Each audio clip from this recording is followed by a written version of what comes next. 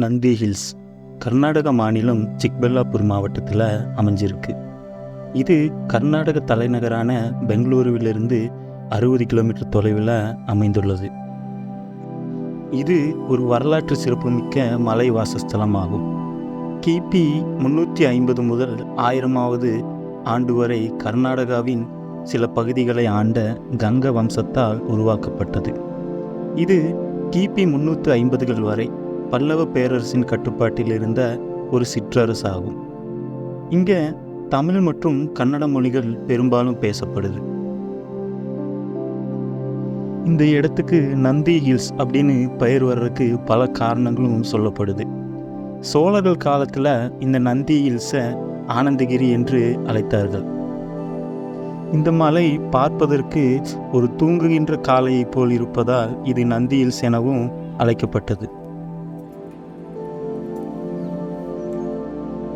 மற்றும் ஒரு காரணம் என்ன சொல்லப்படுதுன்னா, 1300 ஆண்டுகள் பழமையான ஒரு கோவில் மற்றும் ஒரு நந்தி சிலையும் அமைந்திருக்கு அந்த மலை மேலே. அதுவும் இந்த நந்தி மலை அப்படின்னு பெயர் வர்றதுக்கு காரணமாக சொல்லப்படுது. நந்தி ஹில்ஸோட முன்பகுதியில் ஒரு பெரிய கோட்டை சுவர் அமைந்திருக்கு. இது சிக்பெல்லாப்பூர் பாளையக்காரர்களால் கட்டப்பட்டதாகவோ பிறகு ஹைதர் அலி மற்றும் திப்பு சுல்தானால் பலப்படுத்தப்பட்டதாகவோ கூறப்படுது.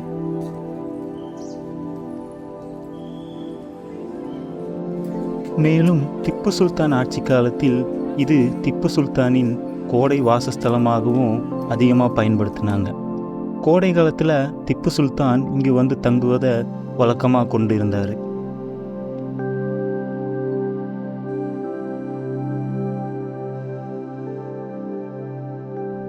இந்த பகுதியில் அமைந்திருக்கிற வனப்பகுதியை திப்பு சுல்தான் தன் வேட்டைக்கு போவதற்கு பயன்படுத்தி கொண்டார்.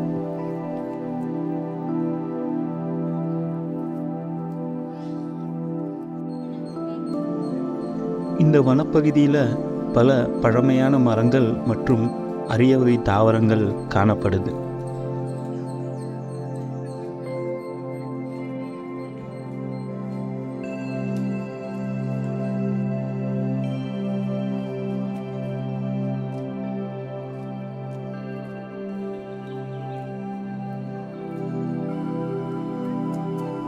மேலும் திப்பு சுல்தானால் இங்கு ஒரு சிறைச்சாலையும் அமைக்கப்பட்டிருந்துச்சு.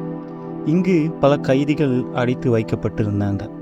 அது மட்டுமல்லாமல் பல மரண தண்டனைகளையும் திப்பு சுல்தான் ஆட்சி காலத்தில் இங்கு நிறைவேற்றப்பட்டுச்சு. இங்கே மரண தண்டனையை எப்படி நிறைவேற்றுவாங்கன்னா, மரண தண்டனை கைதிகளை கூட்டிகிட்டு வந்து அந்த மலையோட உச்சியிலிருந்து தள்ளிவிட்டு கொன்றுருவாங்க.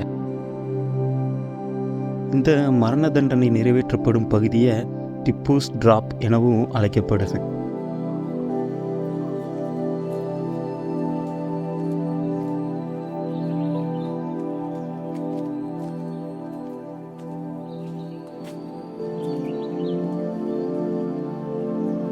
இந்த மலைக்கு மற்றும் ஒரு சிறப்பு என்னன்னா, காவேரி நதியின் முக்கியமான கிளை நதிகளில் ஒன்றான அரக்காவதி நதி சிக்பெல்லாப்பூர் பகுதியில் அமைந்திருக்கு. இந்த நதியோட துவக்கப்புள்ளி இந்த நந்தி மலையில் தான் அமைந்துள்ளது.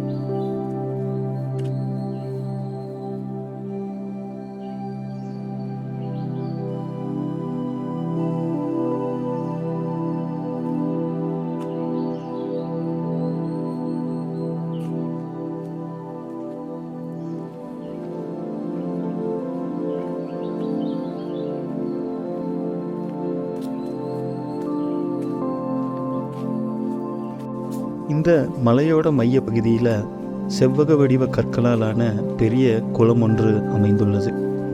இதற்கு மிர்த சரோவர் என பெயரிடப்பட்டுள்ளது.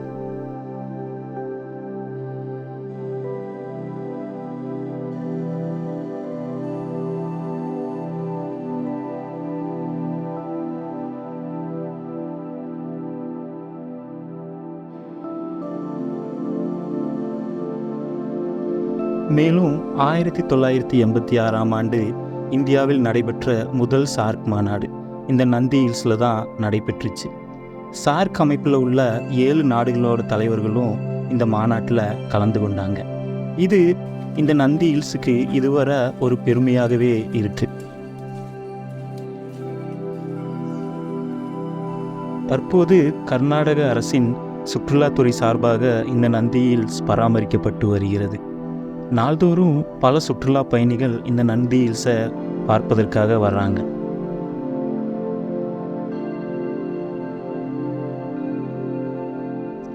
இங்கே சிறப்பு அம்சம் என்னன்னா, காலை நேர சூரிய உதயம் மற்றும் பஞ்சுமெத்தை போல் அமைந்திருக்கும் மேகக்கூட்டங்களை காண்பதற்கும் பெருமளவில் சுற்றுலா பயணிகள் கூடுவாங்க.